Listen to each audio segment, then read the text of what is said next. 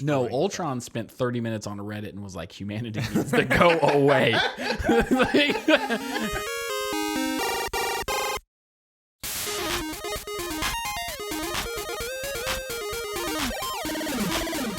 Welcome to the Nerd News Podcast, starring Tyson Cox and Tyler Waltz. Hello, everybody, and welcome to episode 29 of Nerd News. With me is my co-host, Tyson Cox. and I am Tyler Waltz, bringing you the latest and greatest in the nerd world. Yeah, I'm glad you have the accounting degree so we can remember what episode we're on. Yeah, I just add one. Yeah. I don't even think you need an accounting degree for that. I almost forget to say our names most times. Yeah. Once you fall into a rhythm, though, you just kind of oopsie toodles. Yep. You know? But yeah, no. So this is Tyson Cox. I'm Tyler Waltz, and we're here to talk about a bunch of nerd stuff. Nerd news. We're very excited. There's a lot of stuff that I'm personally excited for. Yeah. So where you want to start, or you just want me to kick it off? You got the reins. Cool. The first thing I'm going to shout out, just because I'm a big Godzilla fan, is that for the 50th anniversary of Godzilla vs. Gigan, which was the movie in 1972. Okay. I'm sure if people wanted to just subtract 50 from 2022, they could have figured that out. You saved me a lot of hassle. Right. But they are doing a 50th anniversary short movie. They're normally somewhere between 5 to 10 minutes, nothing too crazy. But what they do is they give a director some money and the rights to use the suits that they used to record all the old school Godzilla stuff in. Okay. When it was just two dudes in suits pretending to fight each other. And then they add modern CGI to it. And it's just an homage to old movies, and it's awesome. I have a question for you. So sometimes in wrestling, because everyone knows wrestling is, quote unquote fake. Sometimes. What? Well, no. No. I'm sorry, bud. But every now and again, like if a wrestler's being a real heel, like a real jerk about stuff, like actually punching the dude or like not selling the blows, like they'll get into real fights. Okay. Has that ever happened in two dudes in a Godzilla suit? I don't think so. I would love to see that. I don't think so. I know one of my favorite fun facts, and when you know this, if you rewatch them, it's just like, of course it is, But it was two dudes in a suit fighting. But when they needed to get the grand scale of things and zoom in, there would be a cut on the zoom in, and it would be hand puppets. That would do the bites when they zoom in to do the bites of like the neck and the shoulders. Yeah. So it's just like these two dudes fighting, and then it does the zoom in, and then a hand puppet's like that just bites the other one. It's so funny to go back and watch. That's great. You're gonna get me into these old Godzilla movies. I love them. I adore everything about them. I think it's a fantastic piece of history that really just culminates like a time period. And he's been around for so long that whenever you watch one, you can see the influences of the decade. Yeah. So they're each like a time capsule of history. It is. I adore Godzilla. You know what I like about him? Big monster do fight big monster. Big monster after the first one. Because the first one is just Godzilla. And it's horrifying. Like if you watch the original Godzilla movie, it's a horror movie. Like it's genuinely a heart-wrenching movie to watch. Okay. Have you not seen it? No. Oh my gosh. So in the original one, is it on a TikTok? I don't know if I've talked about this before on the show, the history of Godzilla. I do not believe you have. Okay, I'll just do a brief recap. I can go on a deep dive later, but the original Godzilla movie was made because after World War II, Japan signed and part of the treaty for stopping the war. What happened? What happened? What happened? We launched Godzilla on them twice. Oh, wow. Yeah. Did something horrific? Did America do something terrifying? Yeah, really bad. Oh, no way. Yeah, not only just to citizens. Yeah. But as part of it, because the research was still being done, Japan could not in any formal way address or talk about nuclear bombs, nuclear weapons. So they were like, what if we make a big monster that has nuclear breath and was created from nuclear testing? Yeah. So like Godzilla was created as a technicality to get around talking about the atrocities of war. Yeah. And as a warning sign for why we shouldn't develop nukes. Which, glad it worked. Yeah. So glad we stopped all of that. So the original movie is finding out that Godzilla is a thing, like they see him coming. a big chunk in the middle that's just death and destruction, just destroying the city. And then the end is just the end result and how they're going to deal with it. And then it wraps it up with the oxygen destroyer, and they kill Godzilla and all this other kind of stuff. But there's literally in the middle of the movie, like after the destruction, it's panning across the city, and there's just like little girls like standing over their dead parents, just like screaming.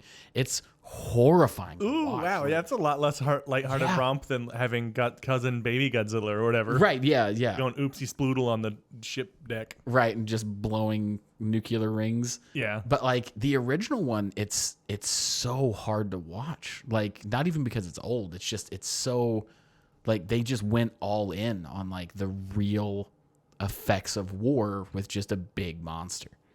Like, yeah, that's the emotion the whole way through. But yeah, so back to the fun monster part. Yeah. They don't make Godzilla movies in suits anymore. We have CGI and stuff like that. I think the last suit movie was Final Wars.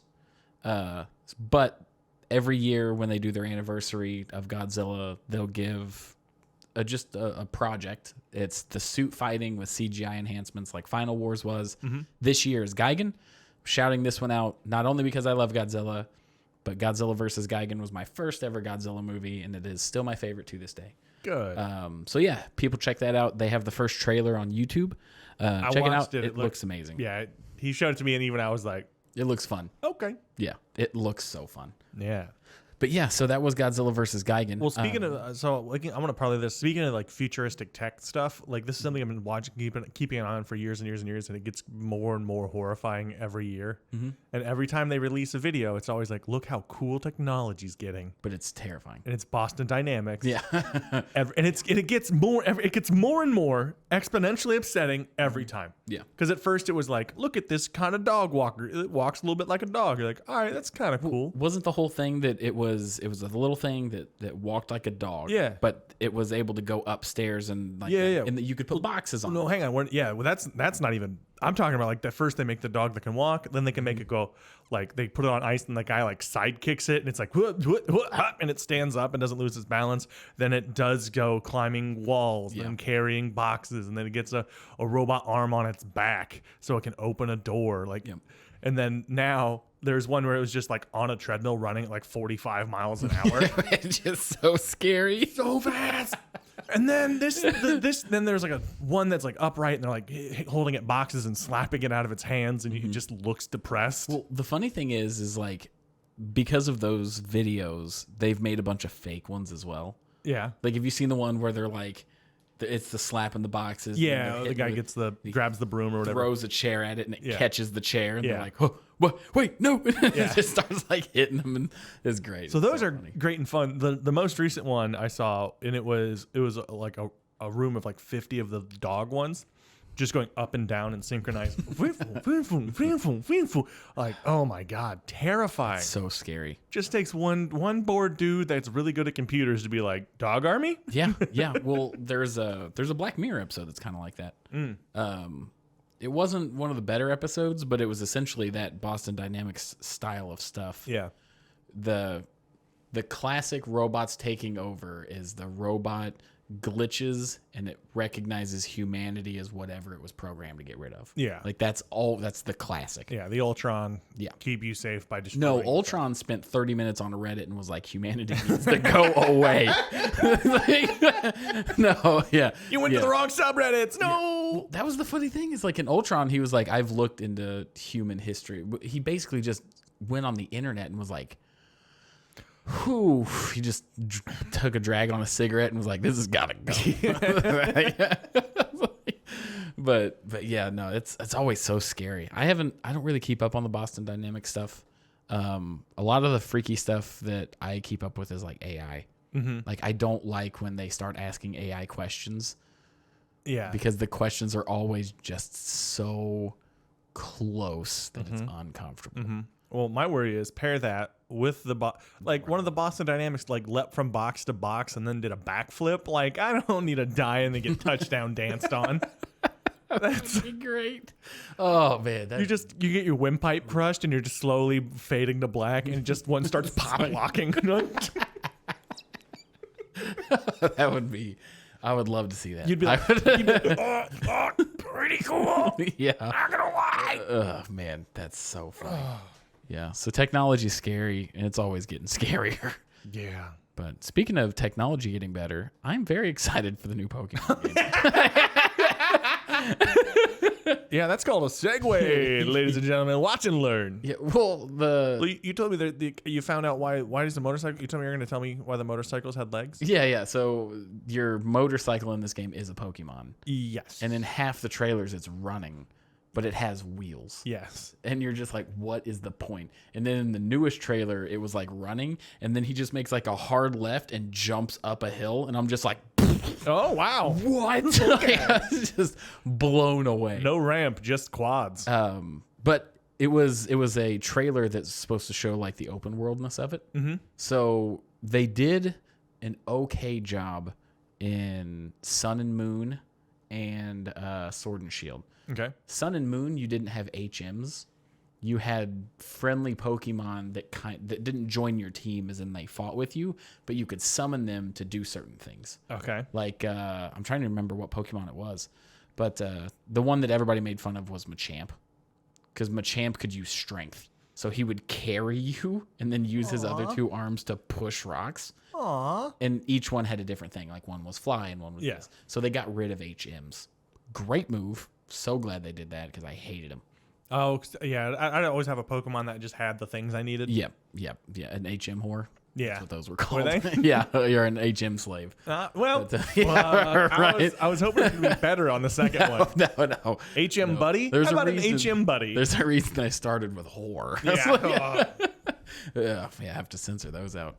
But yeah, so what else? In Sword and Shield, they didn't really have HMs, but they also didn't really have environmental blocks. Okay.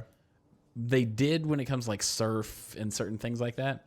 So your bike would do it. At certain points of the game, your bike would get an upgrade that, like, when you rode it into the water, the wheels inflated a ton. Yeah. And then it became like a paddle boat kind of thing. Yeah. So they've had creative ways to get around this, but it looks like they're bringing in even more territorial things. But now like this friend Pokemon is adapting all of them, because he was like climbing up, like Breath of the Wild, how you could climb walls. It was like latching on and climbing walls. Okay. It was jumping up hills. That's pretty cool. It was like, it's got fly, so you can fly. So they're adopting a lot of what you can do. Can you drive that? Can you drive your Pokemon after you've had a couple of beers? Is that legal or illegal? Well, you're a child, so You're a child. But yeah, I mean, I can. I've gotten good at it. No. But yeah, no, it looks really good. I think they're finally making all the right improvements. Because like the biggest complaint is that basically since they went to the Game Boy Advance, Pokemon games haven't changed. It's just been a new setting with some new designs. Yeah. And moving forward. But this one, like, they're adding the real-time battles. They're adding the auto battles. They're adding, like, a crafting system where you can actually, like, build the items instead of just buying them at the store. Like, they're actually doing RPG things that we've wanted in Pokemon for a long time. I'm going to buy it, it sounds like. Oh, yeah, me too. I pre-ordered it. Four-player co-op, right? I'm still iffy on that. I still don't know. Because Sword and Shield was, like, 4-player co-op, but it was just dungeons. Okay. And the dungeon is you all just stood around this little thing, and then you joined, and then you just did a battle, and then you were back out to single player. Like it was just a one-off battle. Okay. This I heard from a guy. Yeah. So very reliable source, man at bar. Yep. At late hours. He was like, "No, you can run around." So I think it is supposed to be like running around co-op. Your dude follows you. I hope so. Yeah. Because once again, running around in the overworld co-op was something that they advertised, but it was just people's sprites that were out in the world. So they weren't playing. So it was kind of like you were not playing together. Yeah. You saw where they were in the overworld, and that was the extent of it. You just saw other players running around. You could walk up to them and be like, "Hey, do you want to trade?" But it's not like if you fought a Pokemon, the other person could jump in or do anything. Yeah. outside of requesting a trade or a battle. So they got in on a technicality. Yeah. So Game of the year to themselves. Yeah. Yeah, they did. So I'm still staying cautious about that part. Yeah. But the open world seems fantastic. It seems like an entirely open world game where the cities are basically just hubs for certain things that you need. Okay. All right. So I'm down. I'm sold. Yeah. If this one disappoints me, though, I think I'm done. Yeah. Because I took a risk with Sword and Shield and I was disappointed. I mean, so which starter are you going to go for? I think I was going to ask around to see what everybody else was doing. And then do the opposite because you're so cool? So we could trade. Oh, okay. Yeah, because like if I've got 3 buddies that are playing the game, then we can each have an egg and then we've all got the starters. Nice. I like Spirigito, the cat. Cat? I like the cat. Weed cat? Yeah, Weed Cat, which I assumed would be the one that you would want. No, I liked fire. You like the fire I always one? start with fire. Okay. I know Jacob's getting the fire one. I can probably convince Macy to get Quaxley. I don't think anybody likes the duck. Jojo Duck? Jojo Duck. I mean, I'll play Jojo Duck if he's so that's again that little edgelord in me that's like no one likes it. It's my new favorite thing on the planet. Yeah. You think raccoons are cute? Guess what? Possums. Oh, they're on their way up. Back to rats.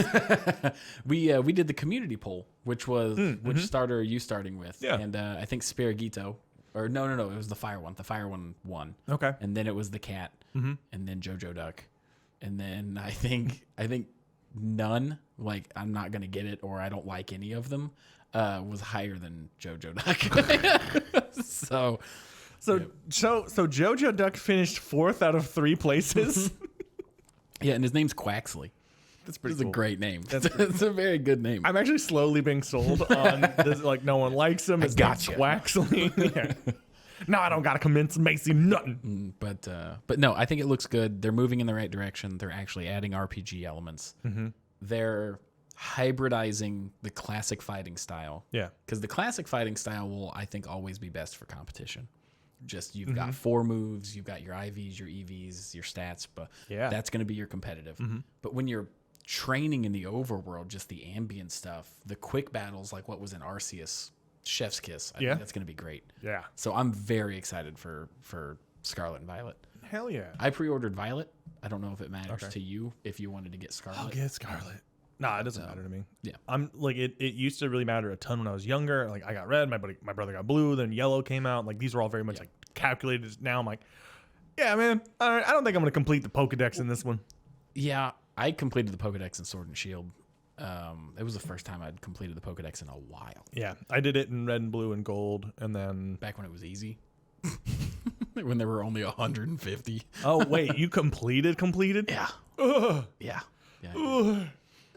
Yeah. Now, That's rough. it's still not as impressive as a national dex, which is a different thing. Because that's every Pokemon, right? That's every Pokemon. I completed everything that was in Sword and Shield because there's still some Pokemon that still weren't in the game. It got really complicated to do the national decks lately, right? Because you had to pay for that extra storage to get your old games into that. Couldn't transfer certain older things over. It made it very complicated. Yeah.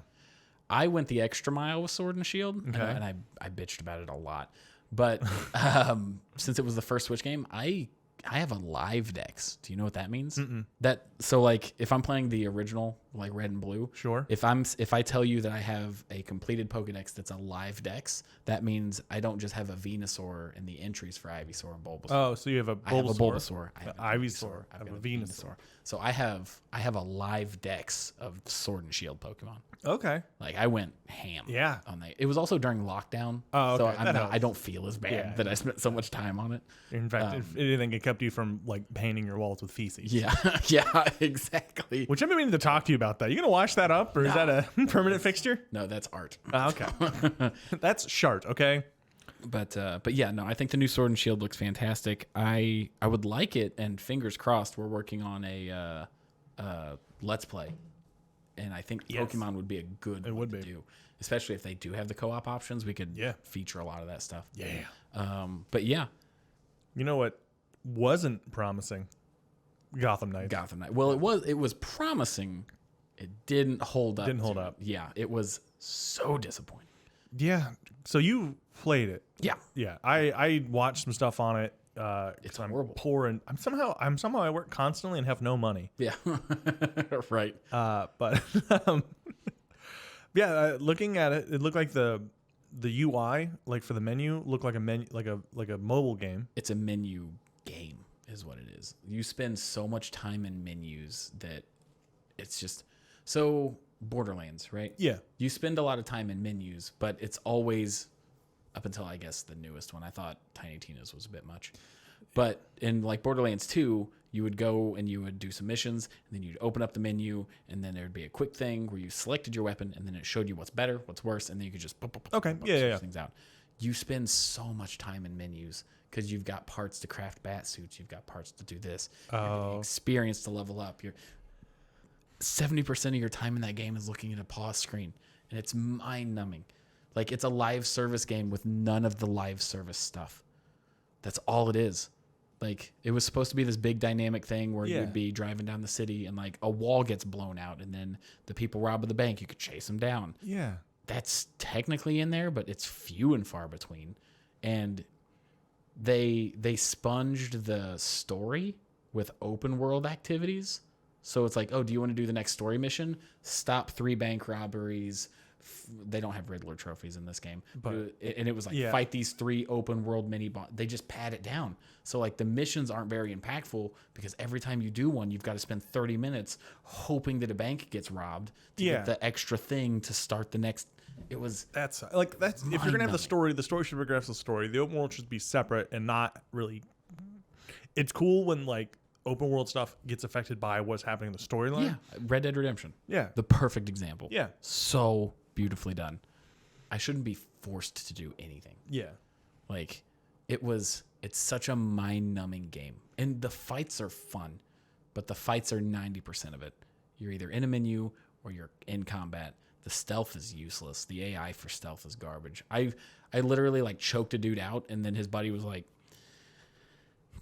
better luck next time, Dave. And then just like turned around, and then I just choked him out. Like it's not good.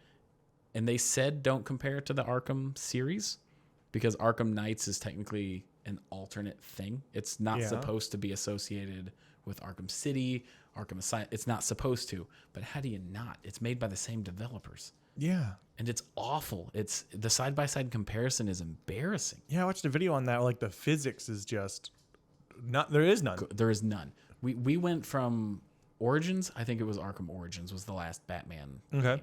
So the first time you summon your car, you like jump off this building and you land in it and you take off, and it's phenomenal. It's cool. And you're like, oh, that was a cool animation.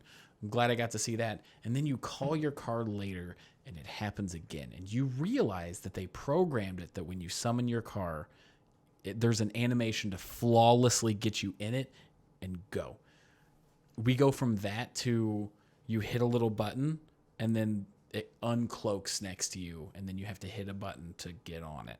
It's just everything is so much clunkier now. And it was just so disheartening because it was co-op. It looked really good. And they just shit the bed. We knew it was going to be bad when they uncaked Nightwing. Yeah. Deflated his buns and our dreams. Right. Well, we made the joke where it was like, because they would catch you in stealth or something like that. Yeah. Nobody sees shit. Well, everyone is Helen Keller in that game because they can't see or hear anything. Well, they would have heard his dummy thick cheeks clap together. But it's just so bad. I was just so pissed. I'm sorry to hear that. That sucks. It is what it is. And that's kind of what games do now. I'm sure in 3 years they're going to fix it and it's going to be great. Yep. God, if only we could do that in our life. You know what I mean? Yeah. Where you just go, oh, no, it's fine. I'll do it later. Right. Well, there's one thing to say about improving something, but we've gotten into a world of video games where it's encouraged to release it bad because we've already got your money. Yeah. We let you play test it and be upset. Yeah. And then we can fix it from there. Which sucks because the people that really want to play it, that really, really love it, end up getting this shoddy version that people down the line who, they also might like, but like they're not as they don't have the build enough excitement. Yeah. And so they're just like, eh. Yeah. Yeah. I mean, No Man's Sky is famous for it. I'm actually glad I've yet to play that. Yeah. I want to play it now. Yep. I've heard it's a time commitment though. Whew. Good. That's what I have ample thing. Yeah. Yeah, No Man's Sky did it. Cyberpunk did it. Both of those are... Well, exactly. Cyberpunk, I wish I could play it for the first time fixed. Yeah. But I can never I can never play it again. It's fun. I picked it back time. up after the anime. Yeah. And Gotta watch that anime. oh, they made it so good. I'm excited. But yeah, I don't like that we're now in this thing of like release it and let them fix it. And Bethesda's even worse. Bethesda is, because they don't even fix it. Yeah, they just re-release it. They just re-release it, and then they're like, oh, the community will make a mod to fix it. We don't have to do anything. we allow it. We allow it. We are a benevolent leader. Yeah. Yeah, it's the whole thing where it's like, oh, this is messed up. That's actually a feature. Yeah. And then you have to fix it with your free time. Gosh. Some people like doing that, though. Yeah. Yeah. Yeah. I mean, I like any game where the chair is halfway through a wall. Yeah. Right.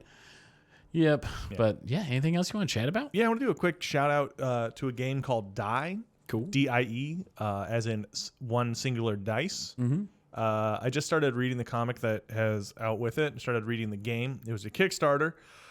Funded it because it seemed really cool. Because the system is interesting. I love a good new dice system where this one is everyone gets a die.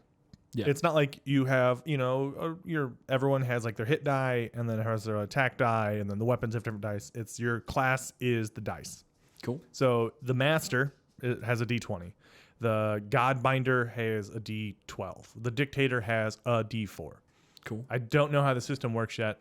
But it sounds neat. It sounds neat. And the story is like kind of nostalgic for me because growing up, every movie was always like, kid gets sucked into portal. Has to fight the bad guy. And it's also dark. Yeah. Like, it's not a lighthearted story. And like reading the thing, the guy's like, yeah, it can be super dark or it can be super goofy. It's whatever you want. I do both. I'm like, oh, that sounds fun. Cool. But like the comic, it starts with these kids, their buddies, it's their buddy's birthday. And they're like, hey, we're going to play this new game. I made it up. Something like that. Pulls out these dice. And they end up getting sucked into the world, and you don't get to see what happens. All you know is that 2 years later, they come out, a lady's lost her arm, one of the friends is missing, and none of the kids can talk about what happened. I'm like, that's pretty good. And then they get into their 40th reunion, and they find the D20 of the missing kid, and they get sucked back in. So I'm like, oh, this is really, and it's dark, and it's interesting, and it's a little, it's not like tongue-in-cheek or ironic. It's just, it knows that it's for gamers and it's about gaming. Yeah. And so it'll be like, this isn't some D&D 5e bullshit. I think that's a direct quote in the book. I'm like, yeah, all right. Nice. Like, it seems super great. So that does seem cool. And you said it's a comic book? Comic book, yeah. Comic book is actually the one thing I'm spending my time on lately. Nice. Comic book is really good. DIE. And the game system seems fun based on that. So it's your friends and you're all working together and you're all fighting. That's the other, it's the interesting thing about this game is it's when you get put into the other world, it's your darkest aspects of your life. That's your main characteristic now. That's really cool. Yeah. So check that out. Wanted to give a shout out to Die. Yeah. So I'll keep you guys posted on that. Heck, maybe even run one when it officially launches. Yeah, for sure. February, I think is when it is. You got any dates you want to shout out? Yeah, I do. Do you want me to go first? Yeah, you go first. Cool. I was gonna say we can pause Reddit. Right on. Yeah, so at the moment, I'm in talks with doing a monthly show in Greenfield, so stay tuned for that. I should have an update next week on when that will be. And then I'm also booked at the Market Lounge Thursday, November 10th. I'll be doing I don't know if it's like some kind of spotlight or if I'm doing a like special guest or something, but I'll be doing a 10-minute set there. Hey, awesome. That's great. I don't even know what that is. Yeah. Look at you out there getting things on your own, baby boy. Growing up before my eyes. And then in November, first Thursday of every month, as always, at Metazoa, we got the dog show. I'm going to be there. We got my buddy Brian's going to be there. It's going to be a good time. And then you can check me out at Knickerbocker's on the 16th. It's going to be a good time. Oh, yeah. I'll be there, too. Yep. Other than that, leave a comment, leave a review, leave a rating, which we're going to go ahead and pull one up. Lizzie 182. If you're a nerd, this is your news. Which is always good to hear. That's not bad, yeah. This is a good podcast right here. Two great dudes posting their pod on the WWW.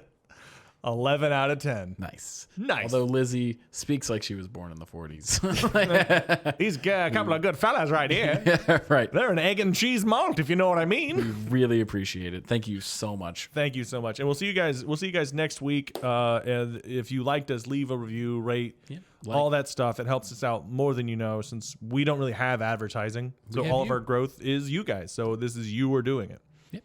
So tell a friend, tell an enemy. tell. Tell a dog.